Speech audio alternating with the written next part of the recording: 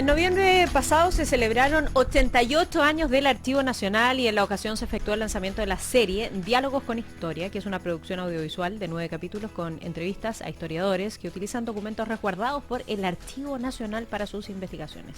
Para hablar sobre el archivo, sobre la creación de un sistema nacional de archivos y la tramitación del proyecto de ley que impide la destrucción de los archivos de las Fuerzas Armadas, policiales y de seguridad del Estado y que les obliga además a traspasar estos documentos a esta entidad, es que vamos a sostener una conversación durante esta tarde con Emma de Ramón, quien es directora del Archivo Nacional. Emma, bienvenida. Gracias por ¿Cómo está, invitarme. Emma? ¿Todo bien? Bien, bien. Qué bueno. ¿Cuánto documento y cuánto papel hay? ¿Se puede pesar? ¿Cómo se puede cuantificar? Se miden metros lineales. Son, Metros lineales. 48 kilómetros de documentación aproximadamente. Ay, ay, ay. 90 millones de documentos. 90 millones de documentos. ¿Cuáles son los más valiosos, Emma? ¿O todos Depende tienen...? de cómo lo mires, hay diferentes. Nosotros tenemos una cantidad de documentos que consideramos muy importantes. Por ejemplo, el primer documento, el más antiguo, que es el acta de fundación de la ciudad de Santiago. Eso es febrero de 1541. Desde ahí, que es el más antiguo, hasta cosas de ahora, de recién, de hace un rato, digamos. Descríbenos, por favor, ese papel, esa acta. ¿Cómo es? Bueno, es letra del siglo XVI, es un documento precioso con papel, hecho con lo que se llama papel de trapo, está encuadernado en pergamino, es un documento muy, muy hermoso. Y que se guarda en condiciones especiales. Sí, en la bóveda del Archivo Nacional. Bueno, y junto con eso hay otras cosas que son, que sea, por ejemplo, el testamento de la Quintrala, lo tenemos guardado también nosotros, para hablar de cosas más antiguas, hasta, por ejemplo, no sé, el acta de cuando se fundó el Estadio Nacional, por ejemplo, también lo tenemos nosotros, documentación variadísima de notarías, de conservadores de bienes raíces, de gobierno, las constituciones, todas, desde la primera hasta la última, que son las reformas que hizo Lagos a la Constitución. Los documentos originales. Los documentos originales, claro, se hace siempre, bueno, antiguamente se escribía, ¿no? Ahora en el fondo se saca impreso y se hace como una copia especial que se deja en el Archivo Nacional. La Constitución del 80 la tenemos también. Y así, todo lo que te puedas imaginar de papeles, documentos públicos, están en el archivo. Para bucear. Cartas. Horas de Claro, horas. porque también nos regalan muchas cosas, además de esta documentación oficial que nos llega por ley, nos regalan muchas cosas. Por ejemplo, la documentación de doña Elena Cafarena, que es toda la que se refiere a la consecución del voto de la mujer a principios del siglo XX, la tenemos nosotros, por ejemplo.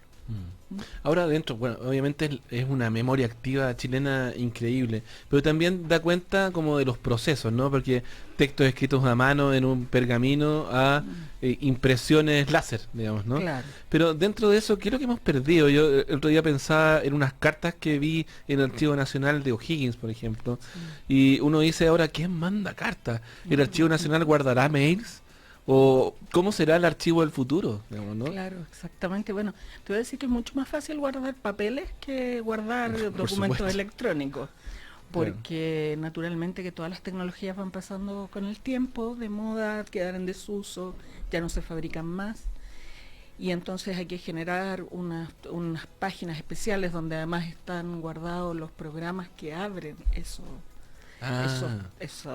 textos, por decirlo de alguna manera. Es una cosa bastante compleja que está recién en desarrollo, nadie sabe mucho en realidad cómo vamos a hacer para guardar todo este inmenso acervo, además que hoy en día las comunicaciones, como son mucho más fáciles, se usan mucho más. Entonces tampoco tenemos una legalización, un marco legal que nos permita orientarnos respecto de qué guardar y qué olvidar, porque en el fondo lo que no se guarda se olvida, ¿no? Pero Claro. sí sabemos lo que no se puede destruir, como decía en la presentación. Claro, sabemos que los documentos públicos producidos por el Estado no pueden ser destruidos, eso es una norma, excepto en el caso de un inciso que se hizo al final de la dictadura, pocos meses antes de que entrara el nuevo gobierno democrático, que prohibió a los archivos del Ejército, del Ministerio de Defensa, prohibió que se entregaran al Archivo Nacional y además permitió su destrucción. Entonces actualmente estamos en estamos tratando desde, bueno, varias organizaciones civiles están metidas, pero nosotros hemos colaborado también en que ese inciso se derogue, de tal manera que la documentación de las Fuerzas Armadas, el carabinero, llegue, bueno, y el Ministerio de Defensa llegue al Archivo Nacional. Es decir, no la que se perdió, sino la futura, digamos. Claro, lo que se perdió no podemos saberlo, pero nosotros sabemos que son grandes cantidades de documentos los que se pierden a diario, no solamente eso, sino en muchos lugares, porque realmente nosotros no sabemos valorar nuestro patrimonio documental. ¿Y esto es algo que tiene que ver con nuestra formación cívica o porque nuestra organización estructural del Estado hace que esto se pierda? Mira, claro, nos falta una ley que determine bien, que digamos que le dé un marco legal a los documentos producidos. Esto en el fondo tiene mucha relación con los temas de transparencia, por ejemplo. Entonces nosotros realmente pensamos que también es útil, digamos, al necesario olvido que tiene que haber sobre muchos temas o que muchos desean que haya sobre muchos temas. Bueno, lo que estabas contando en el tema de la dictadura. Y en eso, ¿hay algún tipo de... tú decías que hay cosas como donaciones, ¿no? Claro. Hay algunas personas que han entregado documentos, por ejemplo, que se supone que estaban perdidos o estaban destruidos y fueron entregados al Archivo Nacional. Claro, mira, hace poco se descubrieron enterrados en la Colonia Dignidad algunos documentos de la Colonia Dignidad. Esos documentos actualmente están en manos del ministro, pero nosotros esperamos que esos documentos pasen, por ejemplo, a nosotros en algún momento. Hay también muchos documentos de muchas personas que a veces incluso por desconocimiento se destruyen. Personas que podría ser interesante conocer lo que ellos hicieron. Por ejemplo, tenemos los documentos que yo mencionaba sobre el tema de la sufragista en Chile, gracias a la conciencia histórica de la familia de Elena Cafarena. Si no fuera por eso, seguramente habrían terminado en el tacho de la basura como tantas otras cosas. Hoy estoy buceando en el archivonacional.cl, el sitio web, aparece una pestaña que dice colecciones digitales y bueno, está por ejemplo las colecciones digitales de La Matanza de la Escuela de Santa María en Iquique, esto en el año 1907, pero me llamó la atención otro, publicidad del salitre en el mundo. Oye, eso es bellísimo. Bellísimo. Es una colección hermosa que tenemos en el archivo que corresponde a todo el merchandising, toda la publicidad que hacían las empresas salitreras en todas partes del mundo, es increíble.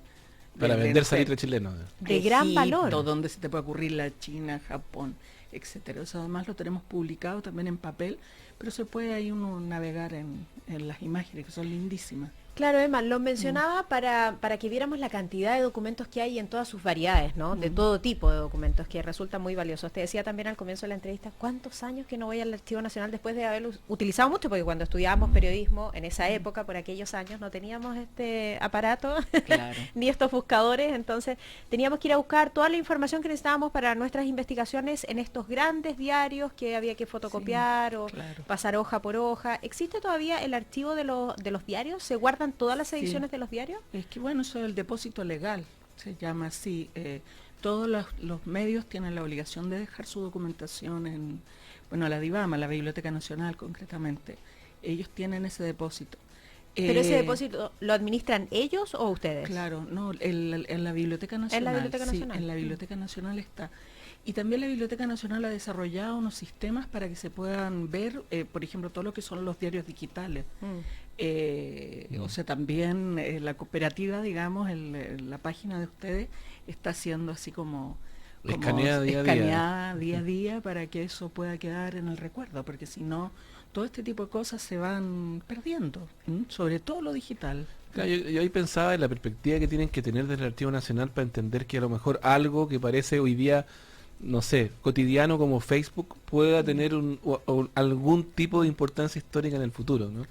Claro. Y eso hay que tener una visión por lo que tú decías, porque hay tanta tecnología que pasa, que uno se queda como con el contenido puro de lo que está ahí, pero mantenerlo es muy difícil. Exactamente, hoy en día te sale más fácil imprimirlo y guardarlo, por ejemplo, que tratar de ver. ¿Y eso se puede hacer? O sea, como imprimirlo, certificarlo y guardarlo. Bueno, el Archivo Nacional certifica todo el tiempo la documentación, ese es el sentido de un archivo. Todos los archivos hacemos eso, en general. Ahora hay una cuestión con el cautivar a los niños. Mis hijos, después de que vieron, no sé, que me acuerdo, algo con el tesoro de escondido, una cosa así, una película de Disney, que tenía que ver con la Constitución de Estados Unidos, yo les dije, pero tenemos que ir al Archivo Nacional. Fueron para allá, iban con una idea de que ahí iban a encontrar tesoros ocultos, ¿no? ¿Hay tesoros ocultos todavía? ¿Hay cosas que uno dice, no sabemos lo que tenemos, o hay cosas que están ahí que ustedes siguen buscando? Muchísimo, hay muchísimo, sí, esto es infinito. Qué fascinante, ¿no? Sí, por ejemplo, todo lo que dice relación con los judiciales. Nosotros tenemos documentación judicial desde la época colonial, pero por ejemplo, todo el siglo XIX, en un montón de lugares, que se llama, se me ocurre decirte Curicó, no sé, tal, Chañaral, toda esa documentación virgen. Después que lo vio el juez de letra de su lugar, en 1830, nunca más nadie lo ha mirado. Anda tú a saber qué secretos, qué historias guarda eso, cómo podríamos conocer mucho mejor a nuestro país, a nuestra gente, nuestra identidad, si hubiera suficiente investigación de todo eso. Y ahí cómo se construyó a propósito de eso. Sigo buceando y encuentro mujeres y género en el archivo nacional.cl, que está genial, porque es el archivo de mujeres y géneros, una iniciativa destinada a visibilizar, proteger y poner en valor además y otorgar carácter patrimonial a las producciones culturales que dan cuenta de lo cotidiano de las mujeres, ¿no? De la construcción del género y de los quehaceres femeninos en Chile. Exactamente, sí. Esa fue una idea que se hizo en el marco del PMG de género del Estado. Y justamente lo que tiene, además de lo de Elena Cafarena que yo te decía, tenemos, por ejemplo, colecciones de cartas de mujeres respecto, por ejemplo, no sé, cartas de una señora que guardó todas las cartas que le mandaba a su papá, por ejemplo. Y que describen durante toda su vida, que describen la época, los sentimientos de su padre hacia ella, las cosas que ella hacía, las felicitaciones que le llegaban, de una señora que vivió a mediados del siglo XX, por ejemplo, que ya está fallecida, o recetarios de cocina, por ejemplo, que nos van dando cuenta de toda una serie de costumbres con anotaciones a los lados, cuadernos para estudiar guitarra, por ejemplo, también con anotaciones y todo ese tipo de cosas. Es decir, tratar de cambiar de la cosa de la historia oficial, que es generalmente la historia de los gobiernos, ¿no? A la historia de la gente. Que a lo cotidiano. A lo cotidiano, a las mentalidades, ¿no? A lo que la gente sentía, la subjetividad. Todo eso que nos parece que es algo que deberíamos también legarle a los que nos quieran ver dentro de 100 o 200 años más. Alguna vez, Emma, conversando con un director de un diario, me comentaba que no solo existía la responsabilidad de golpear con la noticia, de tener la información que corresponde al día, sino también de pensar, sobre todo en diarios relevantes, como por ejemplo, no sé, el Mercurio, que son diarios como institucionales, o La Tercera, todos son importantes, pero a lo que me refiero, ¿no? Que si alguien va a buscar a un diario en el extranjero, sabe cuál es el diario específico, etcétera, que debe buscar. Y en ese sentido había también como una misión de ellos de las noticias relevantes ponerlas en valor, porque alguien en el futuro las va a buscar y en esa fecha debe encontrar en la portada esa noticia con esa foto. O un tuit. Lo que está pasando ahora con Obama en Estados Unidos, ¿no? Que primero hace da a conocer ciertas políticas públicas a través de Twitter. Y obviamente hay que registrar ese hecho como el primer no sé, anuncio de una política pública que lo hizo en internet, entonces es súper complejo. Claro, es que el olvido en el fondo, administrar el olvido es algo muy importante, tú administras el recuerdo y también administras el olvido. ¿Por qué haces una selección? Porque al seleccionar algo porque no puedes guardarlo todo, ponte tú en la misma página de ustedes, hasta el último aviso comercial es absurdo. Entonces tú siempre seleccionas y dices, esto es lo más importante, esto es lo que guardo en un archivo. Y pero existe esa visión que te comento. Es que esto es lo que lo que yo te decía, que tenemos que reglamentar, buscar alguna forma de ordenarnos como país, en el fondo, respecto de los actos que hace el Ejecutivo, el Legislativo, el Judicial, que recordamos y que olvidamos, teniendo en cuenta también que existen leyes, por ejemplo, de protección de datos personales, y que hay cosas que merecen ser olvidadas, tal vez. Y que finalmente hacemos un acuerdo y decimos, ya, tal cosa la vamos a olvidar y tal la vamos a recordar. Ay, Eva, yo creo que tu trabajo es fascinante, pero a la vez agobiante, porque todos los días algo nuevo, en todos los frentes, que archivar, que o sea, si no tuviéramos el Archivo Nacional en 100 años, alguien podría tener la idea de tener un Transantiago de nuevo, por ejemplo. Y habría que ir habría que ir y decirle, no, mira, miren estos archivos y revise. Claro, el sentido del archivo es la gobernanza también, ¿no? El poder acordarte que hace 3 años tú trataste de hacer eso y no te resultó. ¿Qué puedes hacer mejor ahora?